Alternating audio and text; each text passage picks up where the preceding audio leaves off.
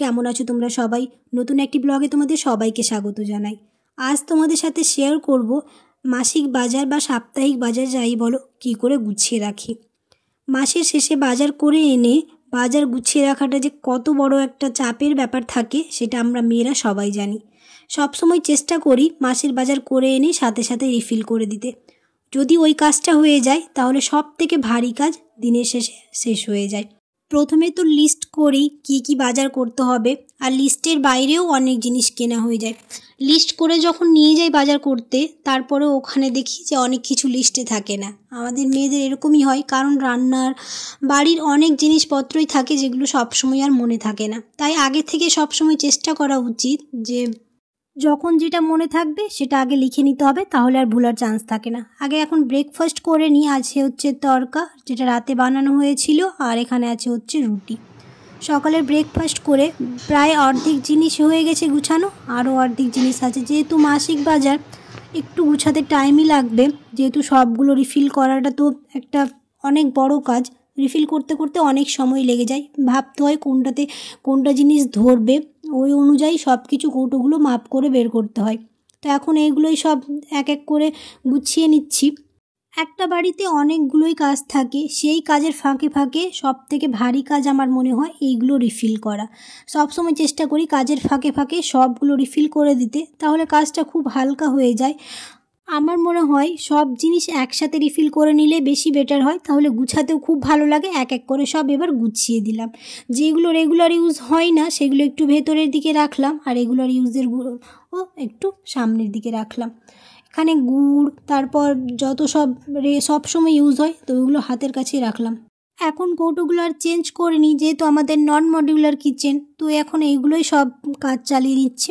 যখন মডিউলার হয়ে যাবে তখন সব কিছু নতুন নতুন আবার নেওয়ার চেষ্টা করব।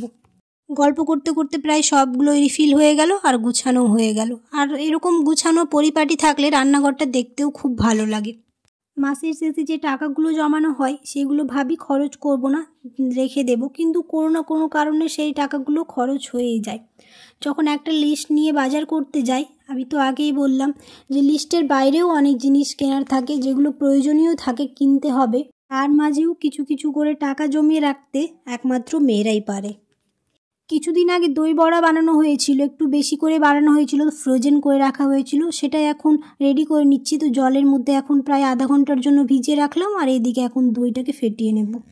দইয়ের মধ্যে নুন, চিনি আর কয়েক টুকরো বরফ দিয়ে দিলাম, তাহলে দই থেকে আর জল কাটবে না। এবার খুব ভালো করে মিক্স করে নেব যাতে চিনিটা গলে যায়। আর ওইদিকে প্রায় আধা ঘন্টা হয়ে গেছে, এবার এক এক করে দইয়ের মধ্যে দিয়ে দেব।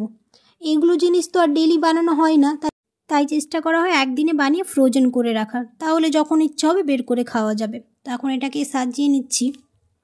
গ্রসারির বাজার করে এনে গুছানোটা একটা চ্যালেঞ্জিং ব্যাপার হয়ে যায়, আর ওই কাজটা হয়ে গেলে মনে হচ্ছে অনেক বড় কাজ মিটে যায়। তো আমারও ওরকমই হয়েছে, আজ অনেক বড় কাজ সেরে ফেলেছি, খুব ভালো লাগছে।